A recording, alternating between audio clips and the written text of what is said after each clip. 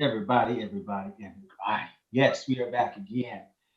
This episode that's coming up is going to be kind of impactful. It's going to touch some sensitivities. How do you feel when you walk down the street and you see a white couple with a black child? Yes, we're going to talk about ethnic adoptions. When men talk, you might want to listen. Love it. I love it. I love it. Ethnic adoption has become a popular, fashionable statement. It seems to be sweeping Hollywood's elite, transgender, straight, single, and people with different cultural heritages. Ethnic adoption. Is it hurtful or harmful? Let's talk about it. Man, I was getting a visual when Jared was talking about them walking down the street, and I think about people like Brad Pitt and Angelina Jolie who adopted the number of kids that they adopted. All children need love, and I firmly believe that all children need love. Um, However, I also a lot of times think we must factor in culture and genetics in making these decisions. I want to hear from you guys on that. Charles, go ahead, bro. And Love Mr. Liberal is crazy. There you go. There you go. Love Mr. conquers Liberal all, bro. Love conquers all. It don't matter. At the first and the foundation of everything for every kid, they need to feel loved. If you can have a household that talks about love, respect, and honor, that's the first and foremost. Second, you have to recognize if the kids are not of your ethnicity, try to expose them so they can learn a little bit about it. That's okay. But they need to make sure that they have an understanding and a foundation of what their heritage is, and just be open to that and have real conversations as they get older, because they're going to come into this, and love never fails and love is blind. That is something that is obviously biblical, but it's something that really is true to standard. You can't control who you fall in love with. And the main thing is, if you can have some love in your heart when you're dealing with kids, that's what we need more of. And you can teach them to love everybody. So I'm for it. I ain't got no issue against it. I do have an issue if you're going to press your issues on your kids. And I speak that as being a father. You expose them to different things, but you let them make a decision and make sure that they understand why they are making that decision. You don't make the decision for them as they get to a certain age. That right there. I agree. There you go. The one thing when we talk to Dfats, which in Atlanta, for those who don't live here, Dfats is the organization that's supposed to be protecting our kids and kids that are in bad situations in homes, etc. The one thing they will say is that the reason why there are so many African American youth in the system is because African Americans are not adopted. So we can in no way get upset. Well, let me take it back. African Americans are not adopted at the rate that non-African Americans are adopted. So we as African Americans cannot get upset when we see, or should not get upset when we see a white couple with a black child, because at the end of the day, that black child would be in the system if that couple did not adopt.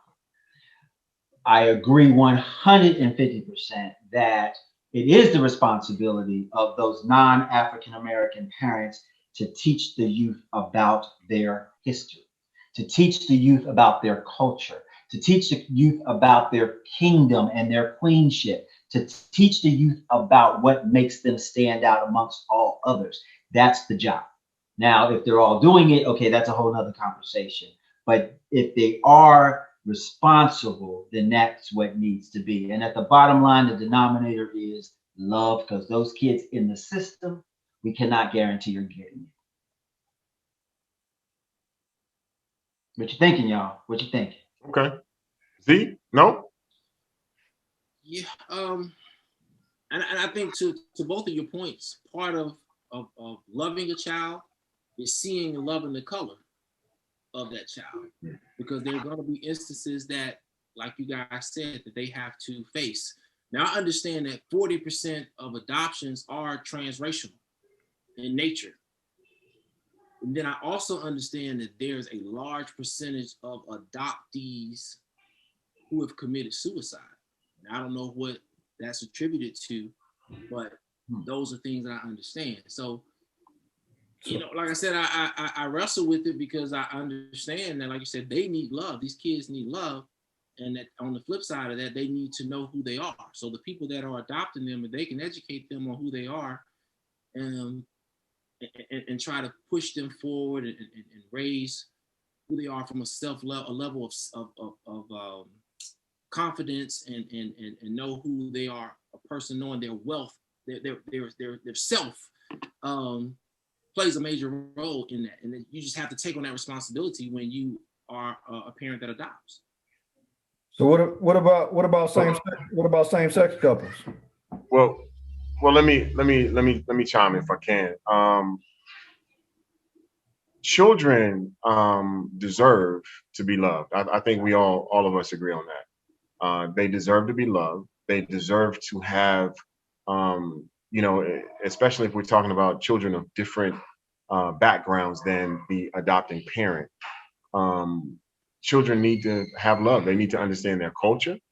They need to understand who they are as individuals. And I applaud anyone with the correct intent when they want to adopt a child. Okay, I applaud you 100%. Raising children is not an easy thing. And if you got enough love stored up, you got enough resources and money and, you know, et cetera, stored up to make sure that, you know, another child, another human being can have a great shot, a great opportunity at life, then so be it.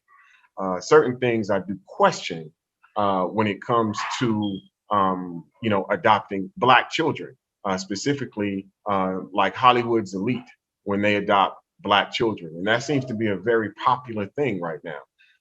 You look at Charlize Theron, look at her children. Her children are African males, and they wear dresses.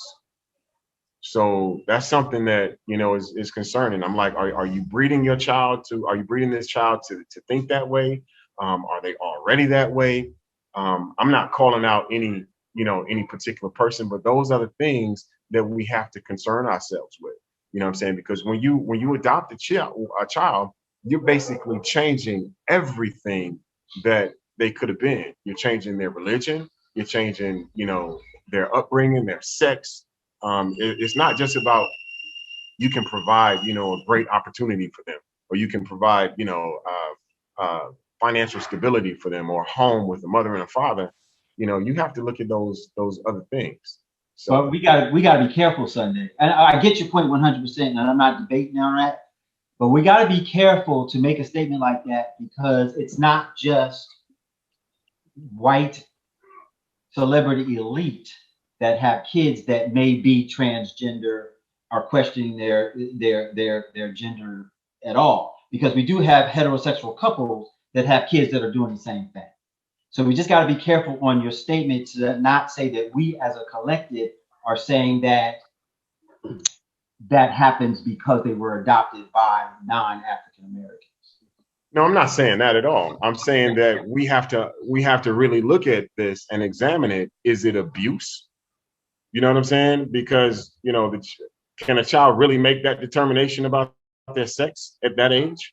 And I'm not, and I got you like that. I got you 100%. But we don't want to say that this topic, as far as non-African Americans adopting African American kids, is a transgender conversation about the kids, because they're two different things. That's not at all what I said. That's not at all. Don't fool me with